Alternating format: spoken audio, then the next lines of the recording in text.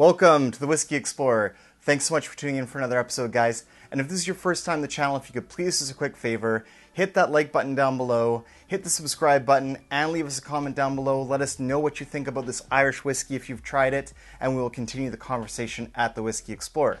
And if you guys would like to do so as well, I am on Instagram at Whisky Explorer 1. If you'd like to please give me a follow there and we can have a conversation about whiskey or anything you like. Always love interacting with you guys there. Alright guys, and we have got a very cool whiskey for you tonight to try and review. We have got the Green Spot Special Edition finished in Quail's Gate Pinot Noir casks.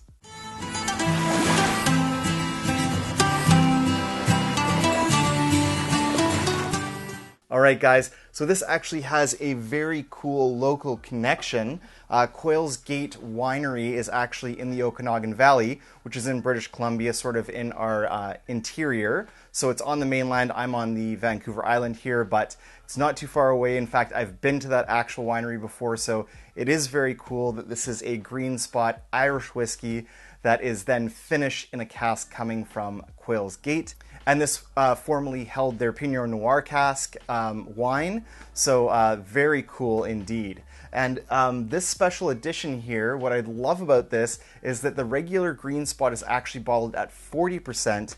We actually get this special edition right here bottled at 46% ABV, so a definite nice boost in proof there, so 92 proof or 46% ABV. We can also assume that at that percentage that it is non-chill filtered and natural color, and that gives us kind of all the tick boxes on our checklist for a very nice presentation of whiskey. All right, and this one here, price point here in BC was $99, so it is a little bit more expensive than the regular Green Spot, but you know, for a special edition, not too bad at all in this whiskey market. And Green Spot has also done some previous collaborations with other wineries to have other cask finishes. So this is very cool that it's kind of a local one here for us. Super excited to try this one out here for you guys. And it comes in this very nice tube here. It actually is a super nice tube. It's all kind of matte and it's really kind of nice. And then if you pop this open here, there actually is this really cool information packet that they give you about Quail's Gate and the winery. You guys can kind of see a little bit of the winery there. It's just kind of really beautiful and picturesque there in the Okanagan Valley of British Columbia. So it gives you also tasting notes and stuff, but I don't want to read any of those before trying it out here for you guys. So don't kind of want to be influenced by that. So I will go in for a nose and a taste on my own without those notes. All right, guys, and looking at the color in the glass here, we see that it's actually a beautiful kind of golden straw color, even a little bit darker than golden straw. So a little bit of like golden straw mixed in with some light amber. Beautiful, super inviting color to this one here. And I will say this, guys, I actually really like the Green Spot. It comes from Mitchell & Sons, so they are definitely well known for their Spot lineup of whiskeys. So there is, of course, the Green Spot, the Yellow Spot, the Red Spot, and the Blue Spot. I haven't had a chance to get my hands on the Blue Spot yet. It's kind of one that I'm chasing. Really looking forward to trying to track that one down and then get that on the channel as well. But I do really like the regular Green Spot. Even though it is bottled at 40%, it delivers a lot of flavor for that 40%. So let's hope we find something similar in this one here. Let's go in for a nose, guys. Cheers.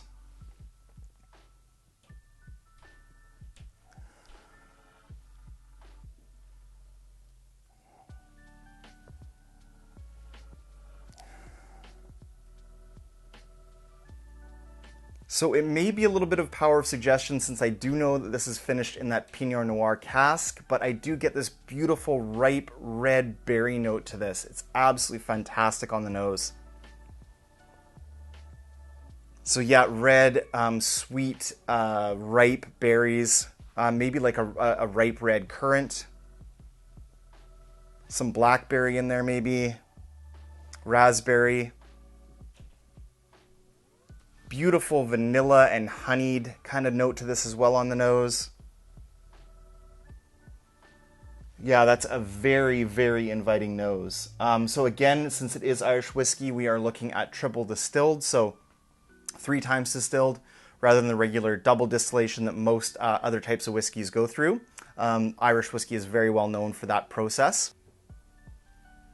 Very nice bouquet. It's kind of like a mix of that like red, ripe berry fruit, some orchard fruit like some pears and apples, honey, vanilla, shortbread biscuit, maybe a dusting of confectionery sugar on there as well. Just absolutely very beautiful, nice, tantalizing, inviting nose here, guys. Without further ado, let's go in for a taste. Cheers. On the palate.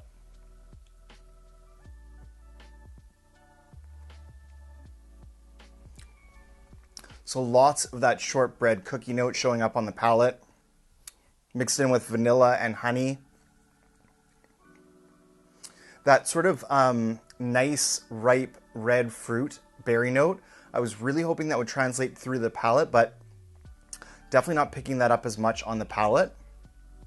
It's primarily butterscotch, vanilla, the nice shortbread, Irish kind of typical Irish note of that shortbread cookie, honey. In the mid palate, there's a little bit of a drying oak note, and then some nice spices come into play here. So some cinnamon dancing around on the palate, a little bit of fresh crushed black pepper. The finish is actually nice and kind of medium long on this. It kind of does actually hang around for a while, so that's really nice to find, especially at 46% ABV. Nice lasting finish, medium to long on this. There is a little bit of mouth coating going on, so it is quite velvety and buttery on the palate, and it does kind of coat your palate even at the 46%, which is quite nice to find. Let's go in for another sip on this one, guys. See if I can pull out some additional notes here for you. On the second sip, cheers.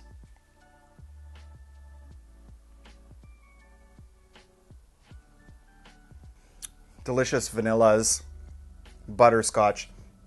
Just got a burst of fresh apple there, like a gala apple. Really nice on the palate too. Honey, a little bit of maltiness, little hint of cereal grain. Just a really nice kind of vanilla note as well, overtone throughout.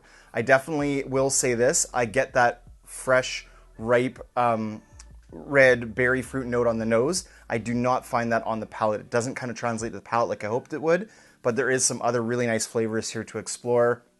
Shortbread cookie, vanilla, honey, apple, nice vanilla.